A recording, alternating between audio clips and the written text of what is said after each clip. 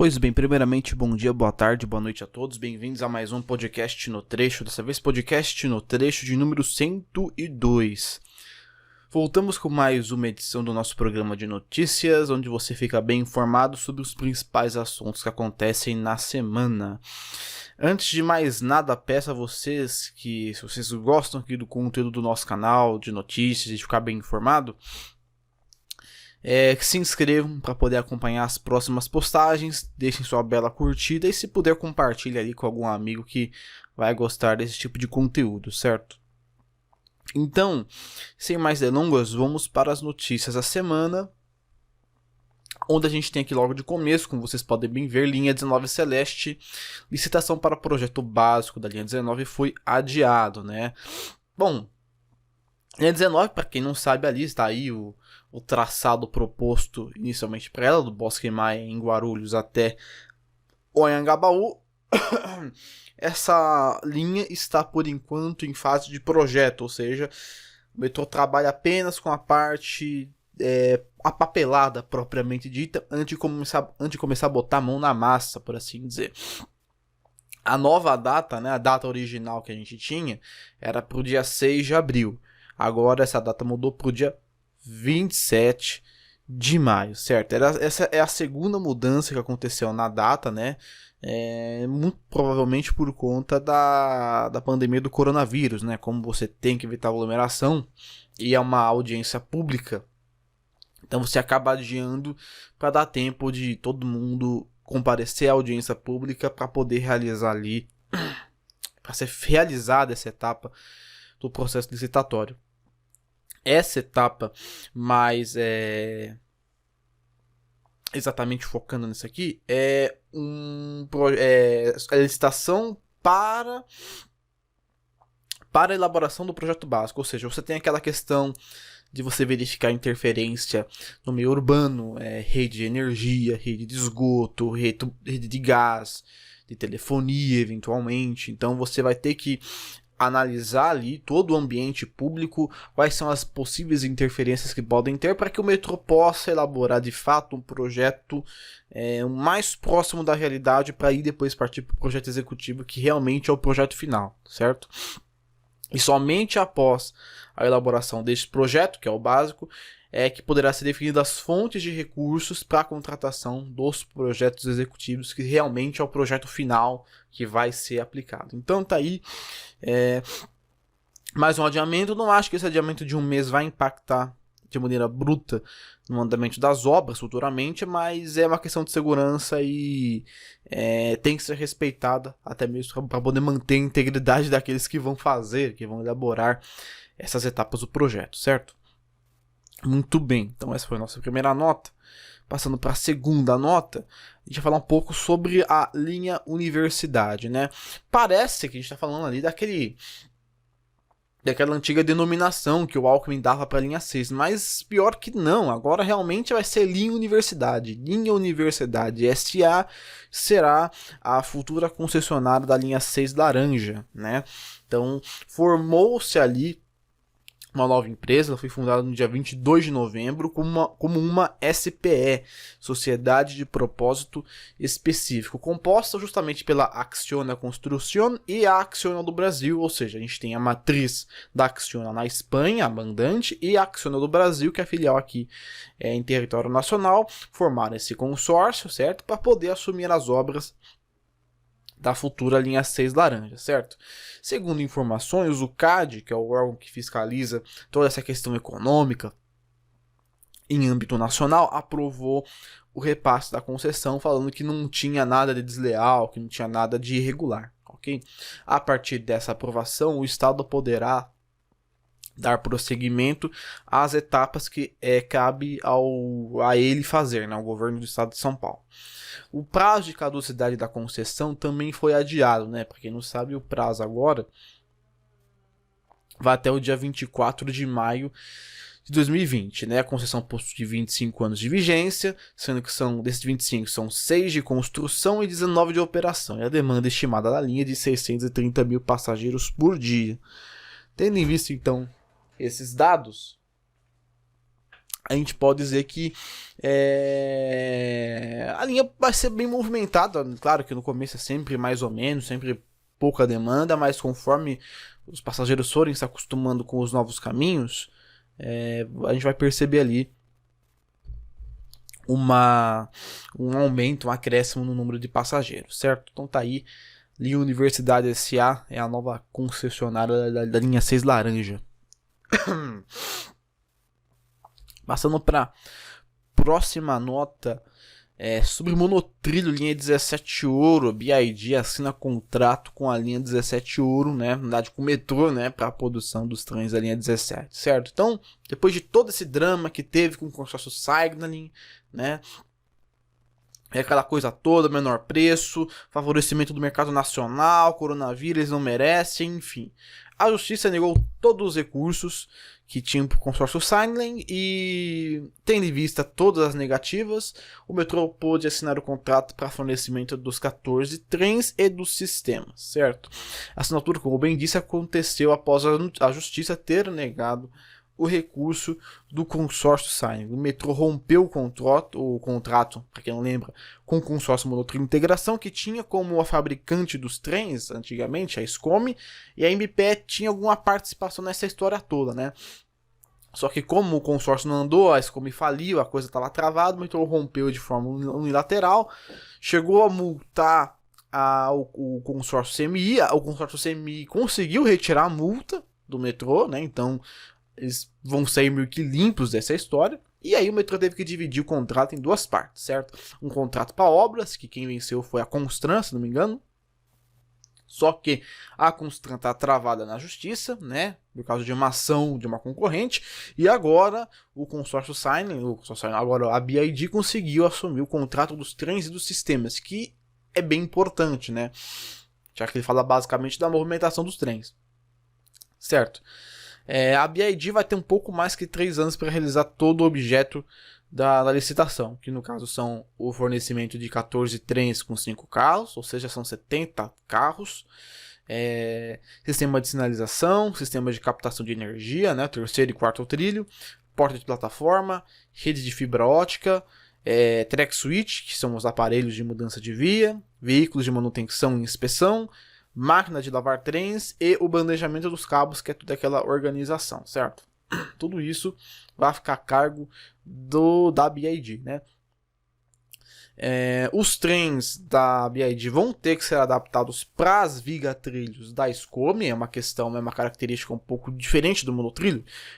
Na ferrovia a gente tem os trens com as bitolas definidas, né? 1,60 m, 1 metro, bitola internacional, né? Padrão. No monotrilho não existe padronização, então cada fabricante faz o monotrilho com a viga que for melhor, por assim dizer. E no caso a Escome fez com uma viga diferente, então a BYD vai ter que trabalhar em cima dessa viga da Escome. Vai ser uma coisa bem um pouco diferente, mas enfim, eu acho que eles têm capacidade para poder fazer. O primeiro trem, segundo as informações, né, tendo em vista todo o prazo, o cronograma, poderá ser entregue até maio de 2022. Não duvido que eles consigam fazer isso, os chineses são rápidos na construção dos trens, mas como o projeto ele vai ter que ser adaptado, talvez a gente tenha ali alguma defasagem nesse tempo. Eu espero que não, espero que eles consigam cumprir o prazo e assim entregar os trens o mais rápido possível, certo? Então tá aí a nossa notícia do monotrilho. Uma parte já foi, agora falta outra. Passando para próxima nota, Aeromóvel e o People Mover de Guarulhos. Pois bem, então, aquela história do famoso People Mover de Guarulhos, a ligação entre a estação do aeroporto até os terminais, certo? Parece que essa história teve mais alguns capítulos, dessa vez capítulos interessantes, certo? 10 empresas apresentaram as propostas para a GRU Airport decidir qual vai ser o método aplicado na questão ali do People Mover. E a proposta do Aeromóvel foi a proposta mais barata. Para quem não sabe, o Aeromóvel ele foi aplicado lá no Rio Grande do Sul, né? Eu não sei se foi em Porto Alegre exatamente, mas na estação aeroporto da Transurb você tem a interligação com o People Mover feito pelo Aeromóvel, né? Por assim dizer, né? Que faz essa ligação entre a estação e o aeroporto de lá. Foi a proposta mais barata. E o interessante do Aeromóvel, que eu não sabia Pensei que fosse um trem elétrico, mas ele é mais ou menos, né? Os trens são movidos com cabos acoplados a uma vela sob a laje, ou seja, vai ter essa viga onde o trem vai estar em cima, essa viga ela é oca por dentro. E dentro dessa viga você tem ventiladores que sopram para essa vela e essa vela vai movimentar os trens, né? Ela é propulsionada pneumaticamente por ventiladores estacionários, ou seja, é uma coisa bem doida. Se você parar para pensar, segundo o aeromóvel, né, que é no caso a empresa que fabrica esses trenzinhos, os trens são bem leves, o que possibilitaria um transporte relativamente fácil, sem dificuldades por parte dessa espécie de vela sob a laje da viga, né? Então é bem interessante ali ver como as soluções ali são aplicadas. Segundo eles, é uma solução bem barata, né? Já que o custo por quilômetro é de cerca de 20 milhões de dólares, enquanto outros sistemas de People Mover têm custos quase 10 vezes mais, 200 milhões de dólares, dependendo da situação. Isso por quilômetro, tá? E como a proposta ali, né, do aeroporto tem mais ou menos no máximo 3 quilômetros de extensão de vias, então dá para se pensar que vai ser uma coisa bem barata de ser feita, né? Bom, a proposta por parte do aeromóvel mostram composições com 2 carros de passageiros percorrendo uma via simples e em determinados trechos dessa via simples a gente tem uma área de ultrapassagem que eles chamam de bypass, né? Como isso vai funcionar, eu não sei, até porque o sistema de propulsão do aeromóvel não é conhecido por mim de maneira profunda. Eu teria que analisar isso de maneira mais aprofundada para saber de fato como essas coisas funcionam. Mas se for realmente isso, o custo de manutenção de um aeromóvel é praticamente nulo, né? Porque você não tem motor. O motor você tem o ventilador, que é estacionário, então você não tem lá muita coisa para se gastar, né? O headway ele poderá ser ajustado para menos de 6 minutos, o que poderia ser muito bom no horário de pico. O passageiro que chegou ali do aeroporto, quer ir para São Paulo rápido, vai lá, pega o trem do aeroporto e vai direto. Agora tem que a CPT me organizar certinho para fazer com que o trem do aeroporto tenha uma dinâmica compatível com o People Mover, né? O mínimo que a gente espera. A implantação do projeto poderá ser feita em até 18 meses, então seria 1 ano e meio, e 95% do projeto é nacionalizado, ou seja, componentes e fabricação são nacionais. É interessante porque o Brasil já teve há um tempo atrás bastante influência na indústria ferroviária, acabou perdendo e agora parece que está voltando aos pouquinhos. Então a gente espera que esse projeto do aeromóvel tenha destaque no aeroporto como o de Guarulhos, porque se tiver destaque, esse tipo de tecnologia poderá ser vendida lá para fora, né? Segundo os próprios dirigentes, eles falaram que é uma tecnologia que é muito eficiente, certo? Energeticamente dizendo, então se realmente se comprovar eficaz, pode ser que esse People Mover se torne uma referência mundo afora, né? A gente espera que, nesse caso, que a indústria brasileira consiga prevalecer aí e mostrar que nós aqui desse país tupiniquim temos muita capacidade oculta aí, né, em relação à ferrovia. Certo? Muito bem, então. Passando de People Mover, a gente vai para pandemia e cronograma de obras, ok? O secretário dos Transportes Metropolitanos, Alexandre Baldi, né, ele deu ali alguns apontamentos em relação a algumas obras, a projetos que estariam sendo encaminhados, mas que vão ter ali algum impacto por conta da pandemia, certo? A gente entra aqui em alguns tópicos específicos. A concessão da linha 8 e 9 ainda está prevista para acontecer essa concessão no segundo semestre. O que acontece? Vai ser uma coisa bem esquisitinha, porque tudo bem, é uma concessão que tem uma outorga bem baixa, né, 240 milhões de reais, são 30 anos de concessão, mas tem aquela questão do investimento obrigatório de 2,6 bilhões, que isso talvez seja a coisa mais pesada ali. E o que acontece? Acho que provavelmente todas as empresas nacionais, incluindo a CCR, elas vão estar um pouco bambas por conta dessa questão da pandemia, né? Diminuição de passageiros, enfim, todo esse impacto na receita vai afetar eles. E os chineses, que já saíram da pandemia praticamente, estão voltando a crescer, né? Isso abre precedente para que os chineses entrem com muita força na concessão do 8 e 9, certo? É uma concessão que interessa muitas pessoas ali, porque mais pela linha 9 do que pela linha 8, porque a linha 9 vai ter uma demanda muito grande, certo? É uma área nobre da cidade de São Paulo, por qual ela passa ali, né? Então, é uma concessão que atrai bastante os estrangeiros, já que essa concessão, né, ela vai incluir ali parceiros de fora. O TIC até Campinas, para quem pensava o TIC sumiu, não, o TIC ele ainda existe, né, pelo menos a ideia de conceder ali, né, junto com a linha 7, só que a licitação pro TIC, ela foi jogada lá pro primeiro trimestre de 2021, então a gente vai ficar nessa ali, né, vai postergar. Deveria acontecer este ano, só que a pandemia veio, então nesse caso até existe uma justificativa para isso, né?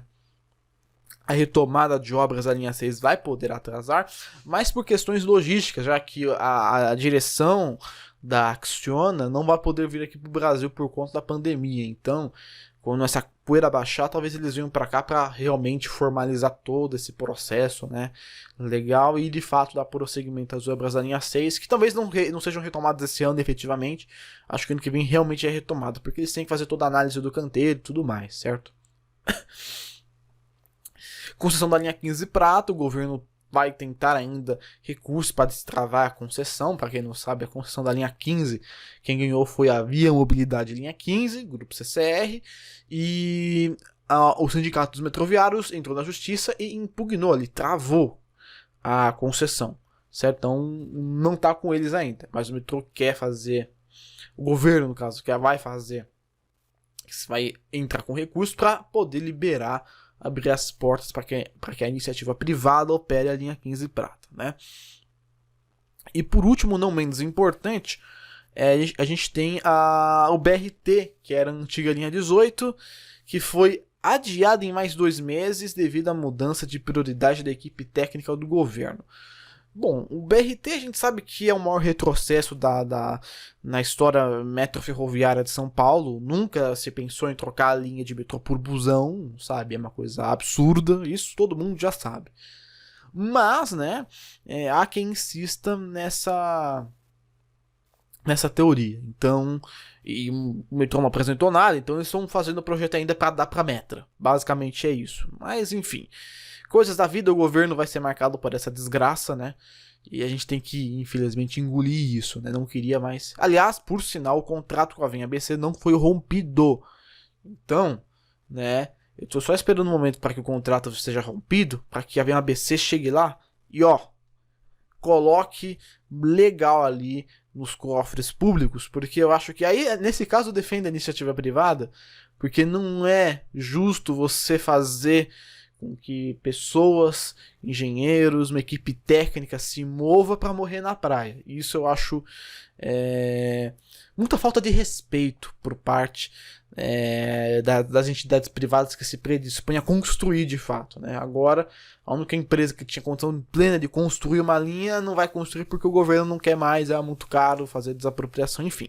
Decisão péssima do governo do estado de São Paulo. Certo, passando então da questão do corona, a gente vai para a questão da linha 15. E aí, já com informações do secretário Baldi, o retorno do monotrilho deverá ser efetivado dentro de 30 dias, né? Meu Deus, finalmente o monotreco vai voltar, né? Entretanto, a operação vai ser realizada com restrições. Inicialmente, o que nos foi informado é que a operação do monotrilho vai acontecer apenas entre Vila Prudente e Jardim Planalto. Então, você que pensa que vai chegar até São Mateus de novo, ainda não é o momento, né? Provavelmente foi a partir do momento que estendeu até São Mateus que começou toda essa ziquezira aí. Provavelmente isso é uma visão minha. O problema das vigas estão lá no trecho entre Sapopemba e São Mateus, né? Porque até Jardim Planalto não tinha dado problema, a não ser aquela batida dos trens, né? Mas enfim. Segundo informações do secretário Baldi, o consórcio CEML,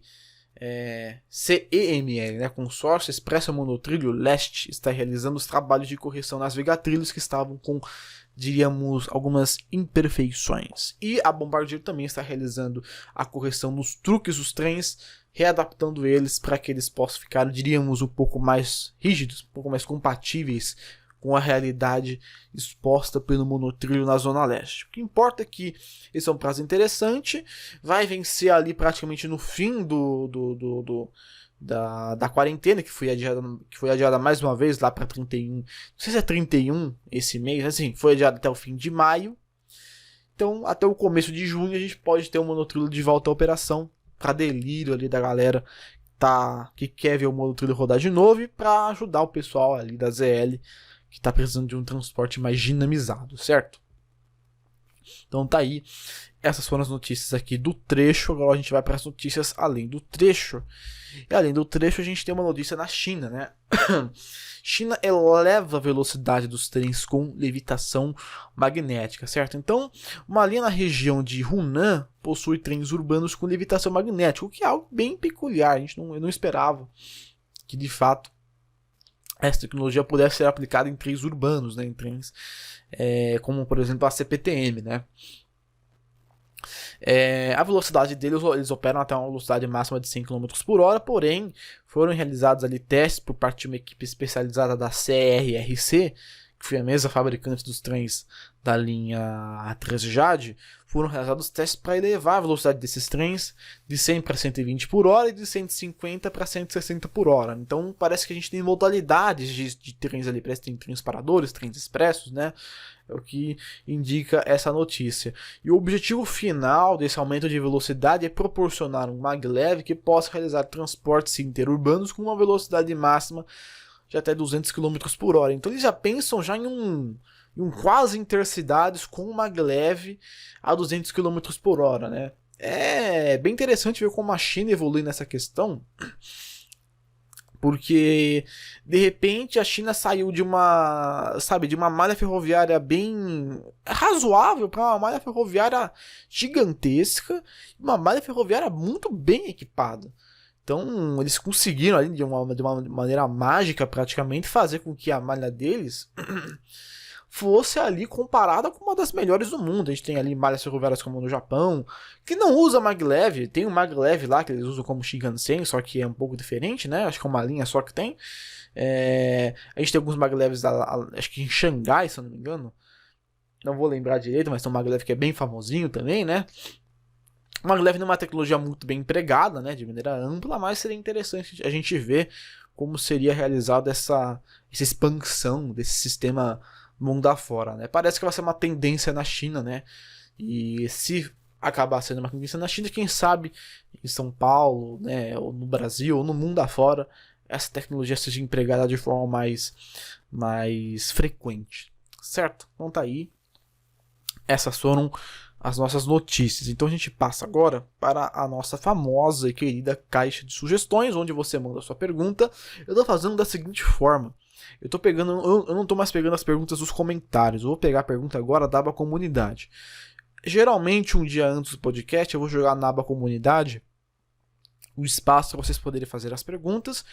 E quem perguntar por ali, ou colocar alguma coisa, eu vou responder. Então, dessa vez eu peguei duas perguntas. Uma do Mr. Maferza RJ e outra do Matheus França. Então vamos com a primeira pergunta do Mr. Maferza. Ele pergunta o seguinte: existe alguma possibilidade de ativar em alguma estação abandonada, tipo Dom Pedro, né, o Pedro II? Pois bem, no caso de Pedro II, né, o que acontece? Ali você tem ali um saguão, né, o principal ali da linha 3 vermelha, e embaixo você tem uma plataforma fantasma, né, tem aquele famoso Maracanãzinho, né, e você tem a plataforma fantasma lá embaixo. Aquela plataforma ela seria utilizada para conexão da linha 4 amarela. Atualmente, aquele espaço ali é utilizado como almoxarifado.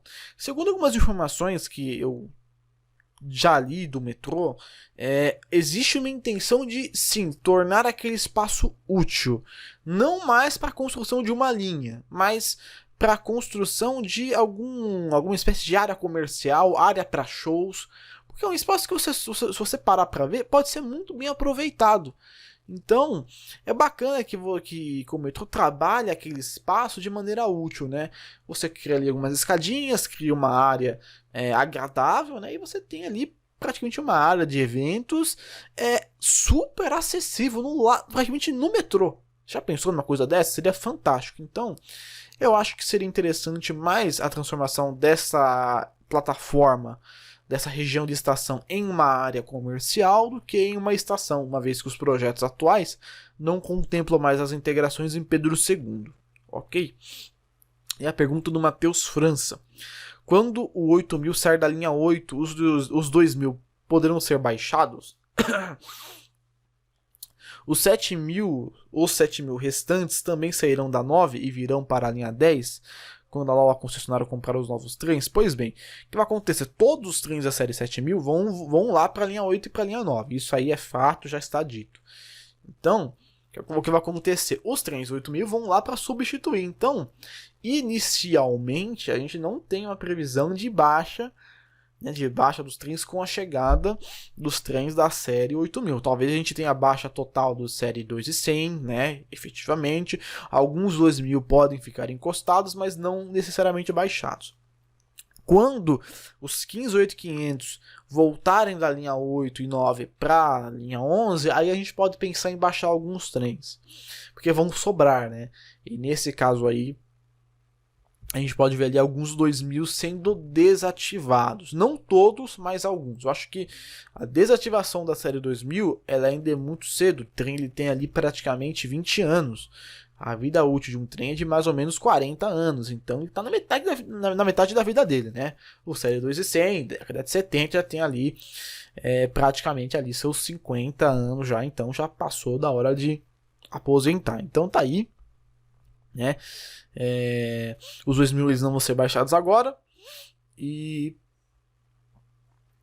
os 7000 eles não vão sair da 9 porque já estão lá, né? Então vai ficar lá mesmo. E os da 10, bom, então não vai vir 7000 da 10, vai ser só o 8000 que vai para 10, né? Uma possibilidade, já que os 7000 vão ser solicitados lá para concessão, certo? Então espero que tenha ficado claro. Essas são as perguntas. E agora a gente passa para a nossa parte de fotos da semana, onde a gente pega as principais fotos que tem aí na internet, na interwebs, e acaba divulgando aqui para vocês, ok? Então, nas fotos da semana a gente tem aqui a primeira foto do Carlos Vitor, certo? Ele fotografou ali uma locomotiva, a locomotiva SD70 Ace, lá em Bugaçu, né? Essa locomotiva nova, toda pretona, né? Não sei se ela vai receber uma pintura nova, mas ela ficou bem interessante nesse design preto, né? Bem bonita. Eu não sei para qual operadora que é. Aparentemente parece que é Rumo, né? Porque tá com uma locomotiva da LL ali no fundo. Então é interessante ver, né? Novas locomotivas entrando em operação aí em território nacional, certo? Muito bacana aí a foto do Carlos Vitor. Próxima imagem do Felipe Antonini. Foto ali do Frota J, o J38, muito do que parece ser o pátio Jabaquara, né? Tá ali um galpão enorme, tem rodas ferroviárias ali, né? Parece que tá passando por alguma manutenção, né? Próxima foto do Nicolas Gordiano, pegou ali um 1600 Tang, né? Tem até a data da foto ali, já 30 de março de 2010, quando ele ainda estava em operação, né? É um dos 1600 mais misteriosos porque ele foi o 1600 que se acidentou em Itaquera, né? Então tá, é uma foto bem interessante, ele ali circulando na linha 12 Safira. Aliás, esse trem só tinha apenas uma unidade nesse tipo, nessa formatação. E por último aí a gente tem ali a foto do Ultra Night Beer, nosso inscrito made em Bahia, fez uma foto ali do Toshiba, né? Unidade de número 03 se aproximando da estação de Coutos, sentido calçada. A gente tem, parece que é uma praia ali, né? Região de litoral. Bastante interessante esse registro aí feito pelo Ultra Night Beer do subúrbio baiano. Então é isso. Essas foram as nossas fotos da semana e esse foi o nosso podcast de número 102. Espero que vocês tenham gostado. Mais uma vez, peço que vocês se inscrevam no canal, curtam. Não esqueçam de ver a descrição aqui do nosso vídeo, né, onde a gente tem um link para todas as notícias. Hoje, notícias do metrô CPTM e também do Via Trolebus, que também tem canal no YouTube. Tá postando umas coisas bem interessantes por lá. Certo? Então é isso aí. Agradeço a todos vocês mais uma vez e até a nossa próxima edição do podcast No Trecho.